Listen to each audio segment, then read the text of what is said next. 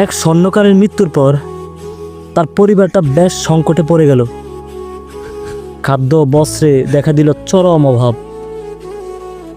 স্বর্ণকারের বিধবা স্ত্রী তার বড় ছেলেকে একটা হীরের হার দিয়ে বলল, এটা তো কাকুর দোকানে নিয়ে যা, বলবি যে এটা বেচে কিছু টাকা দিতে।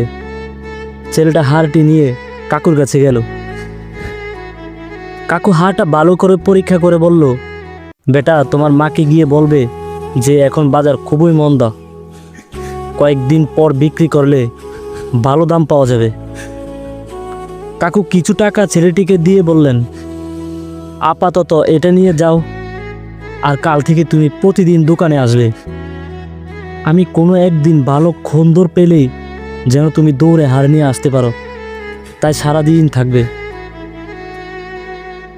পরের দিন থেকে ছেলেটা রোজ দোকানে যেতে লাগলো। সারাদিন বসে থেকে কি আর করবে, তাই সোনার কাজ শেখার আগ্রহ সৃষ্টি হলো ছেলেটির।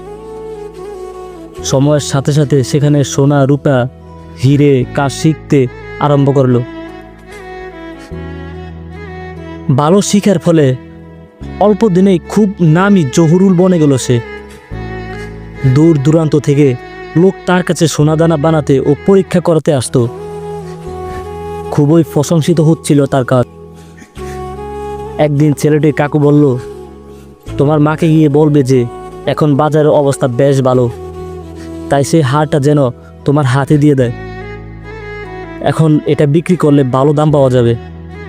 ছেলেটি ঘরে গিয়ে মায়ের কাছ থেকে হারটি নিয়ে পরীক্ষা করে দেখলো যে এটা একটা নকল হীরের হার, তাই সে হারটা আর কাকুর কাছে নিয়ে যাননি।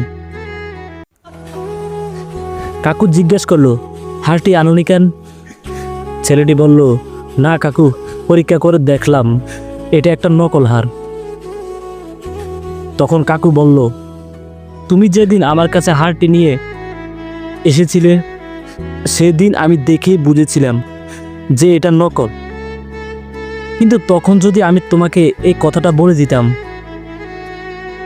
তাহলে তোমরা হয়তো ভাবতে যে আজ আমাদের মন্দ সময় বলেই কাকু আমাদের আসল জিনিসকে নকল বলছে। আজ যখন এই ব্যাপারে তোমার পুরো জ্ঞান হয়ে গেছে, তখন তুমি নিজেই বলছো এটা নকল হার। এই দুনিয়াতে প্রকৃত জ্ঞান ছাড়া তুমি যা কিছু দেখছো, যা কিছু ভাবছো, সবটাই এই হারের মতোই নকল, মিথ্যে। জ্ঞান ছাড়া কোনো জিনিসের বিচার সম্ভব নয়। আর এই ভ্রমের শিকার হয়েই অনেক সম্পর্ক শেষ হয়ে যায়। আমি সেই সম্পর্কটা নষ্ট হোক তা চাই নাই।